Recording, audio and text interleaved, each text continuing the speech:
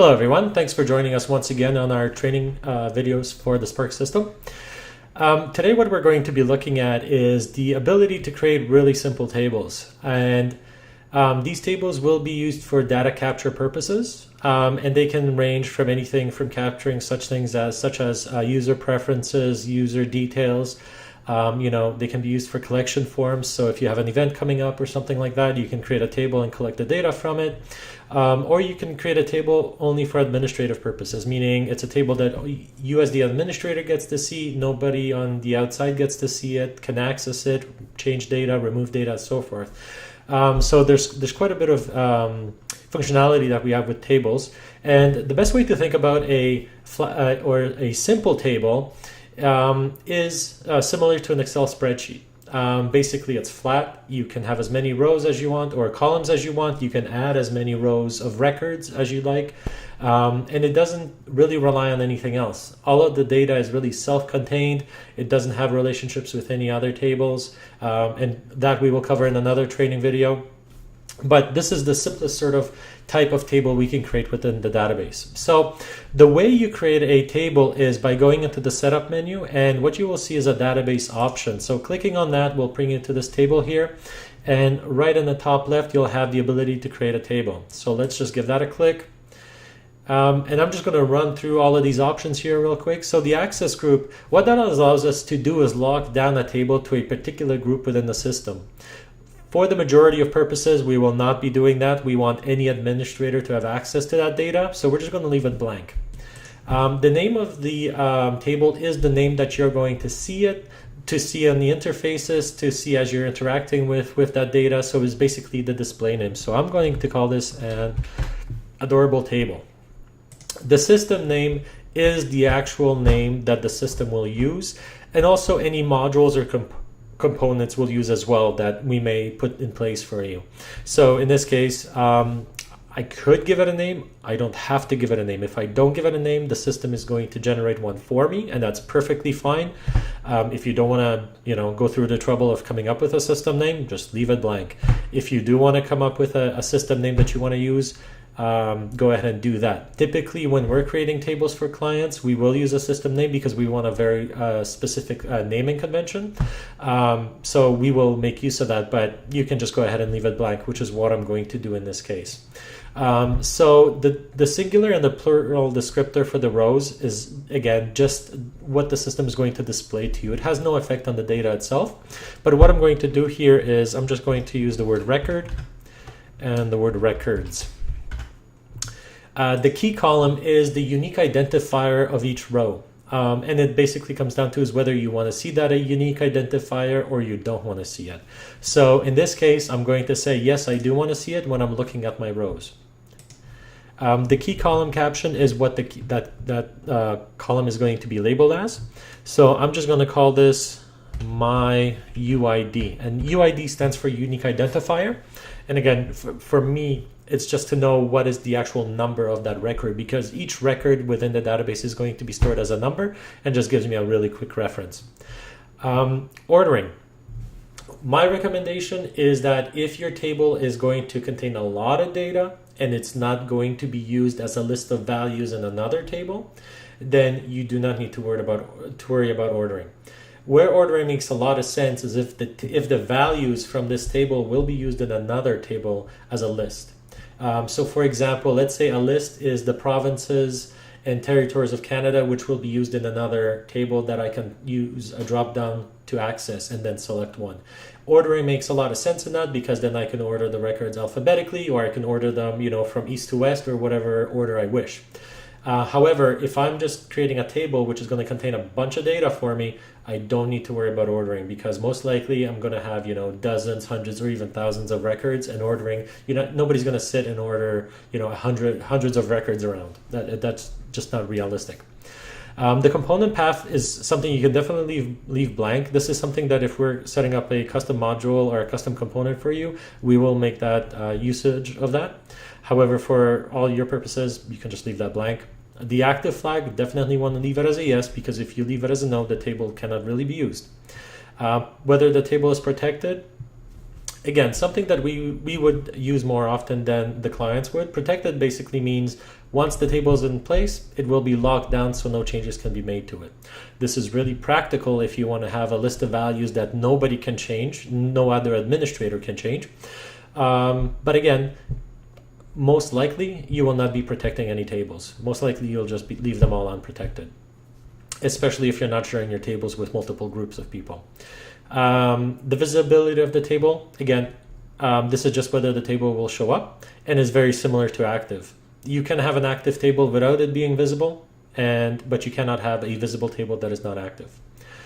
So in our case, I'm going to leave it as an active table. It's not going to be protected, and it is going to be visible. At this point, I'm going to save my table, and now what I'm brought to is a screen which will allow me to create the actual columns of that table. And what I'm just going to do is open up another tab here. So I'm going to flip back and forth.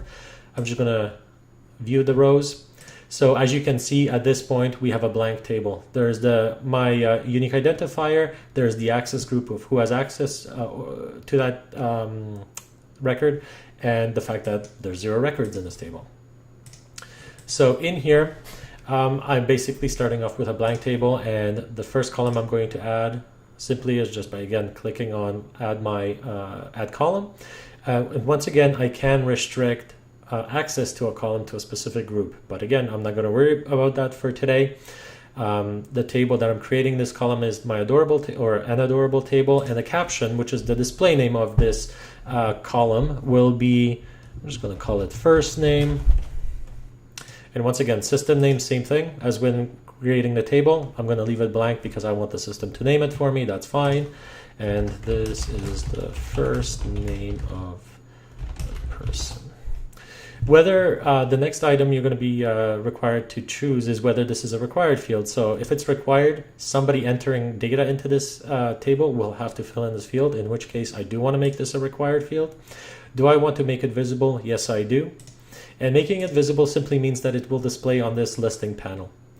And I do want it to show up because it's a field relevant enough for me that I want it to show up so that as I'm looking at my listing, I can just see it. There's the record I'm looking for. And active, same thing. I want it to be active. Now, when it comes to type, there's many types of fields in the system that you can choose from. There's a date column type, meaning it's basically the system is going to ensure that that data comes in as a date format.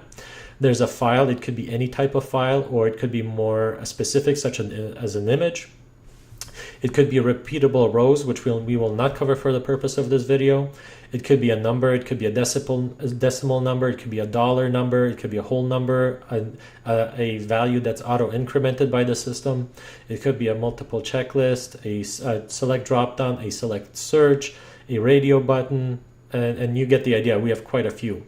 But for our purposes, again, since I'm creating a first name field, what I'm going to do is I'm going to choose a text and a single line. And what you will also notice is that some of the fields, there's what looks like to be a duplicate, is there's a single line and there's a single line translatable.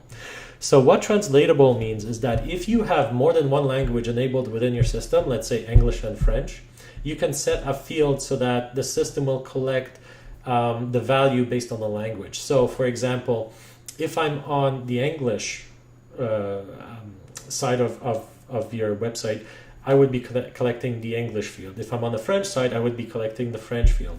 And the system will ensure that those can be easily translated by having them within one record, but yet having the ability to have that one record within each language. So in this case, I'm collecting a single name. I don't care about translation, so I'm just going to leave it as a single line, and I'm not protecting this field because not only can you lock down and protect tables, but you can also protect fields.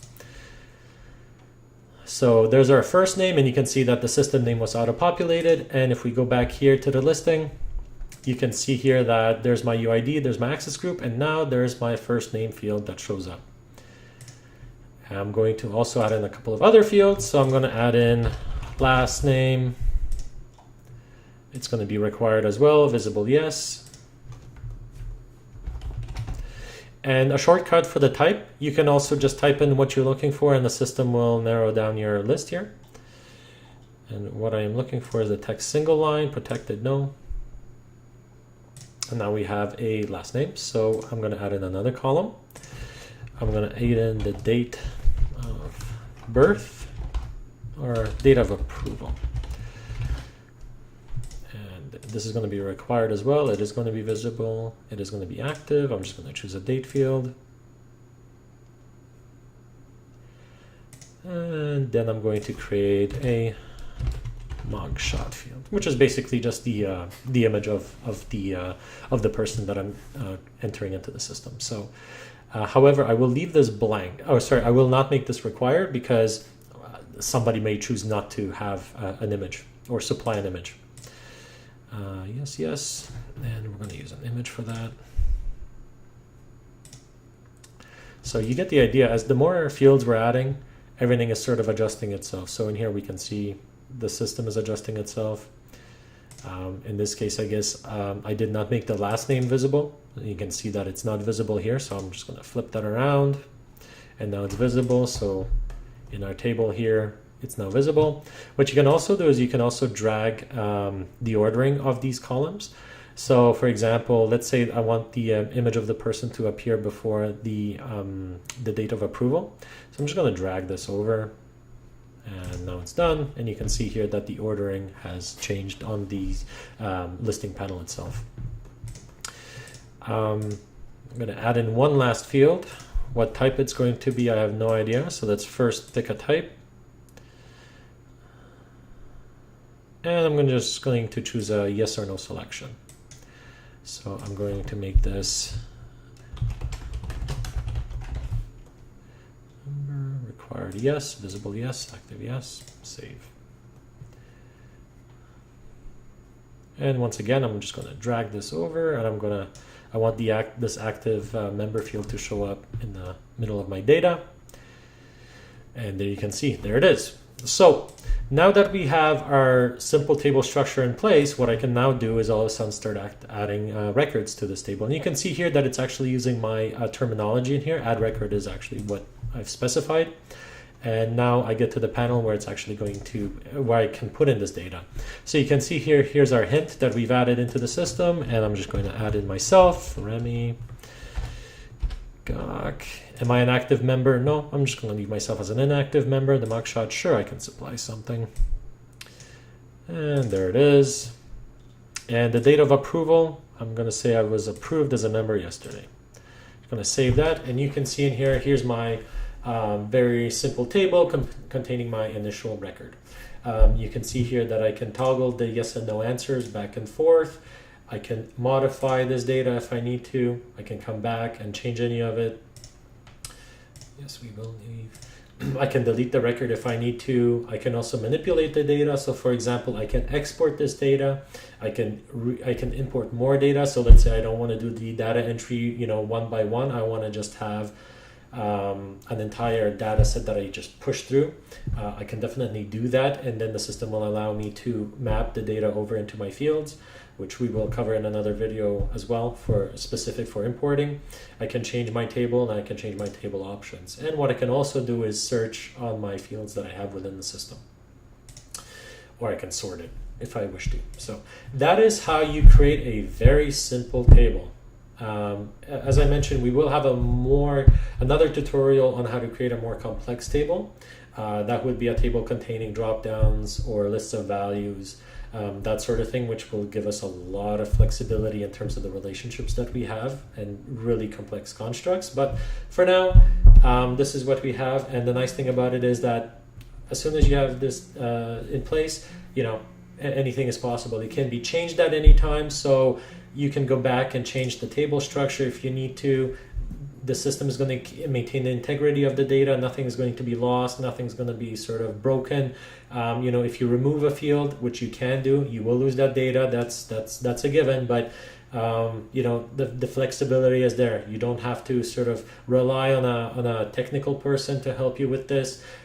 We are always there to take your questions and to provide support with how to use the system, or you can always come back and watch our videos. But basically, that's how this is the starting point, I would say, for using the database management aspect of the system, and that is to create tables, start entering data, importing, exporting data, that sort of thing, and then having multiple people use the database as well. So I do hope you got some value out of this video today. If there's any other questions, always feel free to email us or contact us by phone to get a little bit more assistance. We are always happy to provide that assistance, and we look forward to making more of these videos for you. Thanks very much.